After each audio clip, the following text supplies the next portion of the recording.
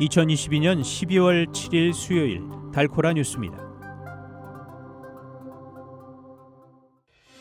밀레니얼 세대들이 대표적인 인기 대도시였던 뉴욕과 시카고를 떠나 달라스와 어스틴으로 몰리고 있습니다. 최근 달라스 경찰국 소속 경관들의 기강회의가 도마에 올랐습니다. 내년에도 주택가격과 모기지 이자율 상승으로 주택 판매 하락세는 계속될 전망입니다. 사이 영상에 빛나는 우아한 강속구 투수 제이콥 디그롬을 품에 안은 텍사스 레인저스가 이번에는 왼손 선발 투수 앤드류 히니와의 계약을 앞뒀습니다.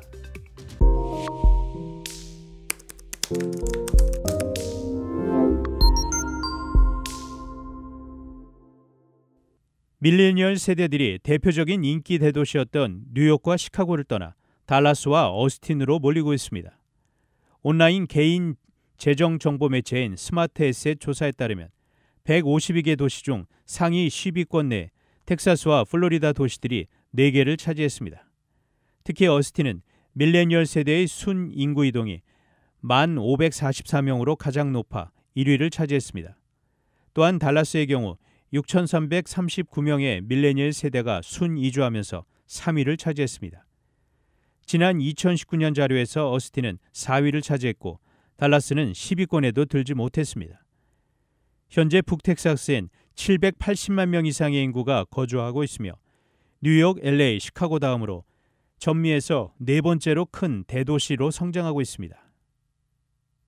최근 달라스 경찰국 소속 경관들의 기강회의가 도마에 올랐습니다. 지난달 30일 달라스 경찰국 에디 가르시아 국장은 추적하던 용의 차량이 사고 후 불길에 휩싸였지만 적절한 구호 활동을 벌이지 않는 경찰관 한 명을 해고 조치하고 다른 경찰관에 관한 정직 처분을 내렸습니다. 또한 음주운전 혐의로 체포된 또 다른 경관 한 명과 911 응급신고 접수원 한 명도 해고 조치했습니다. 이들은 지난 5월 한 용의 차량을 뒤쫓다가 사고가 발생했지만 적절한 구호 조치 및 지원 요청을 하지 않은 것으로 전해졌습니다. 내년에도 주택 가격과 모기지 이자율 상승으로 주택 판매 하락세는 계속될 전망입니다. 리얼터닷컴은 내년도 주택 판매 수는 453만 채 하락해 2012년 이후 가장 낮은 거래수를 기록할 것으로 전망했습니다. 또한 내년 초 모기지 이자율은 더욱 오를 것으로 예상됩니다. 현재 30년 고정금리는 약 6.6%로 하락세를 보이고 있지만 2023년 전반기에는 7.4%까지 치솟을 것이며 후반기에 7.1% 정도 선을 유지할 것이라는 전망입니다. 연준은 내년에도 계속해서 기준금리를 인상할 것으로 예상돼 모기지 이자율은 쉽게 내려가지 않을 것으로 보입니다.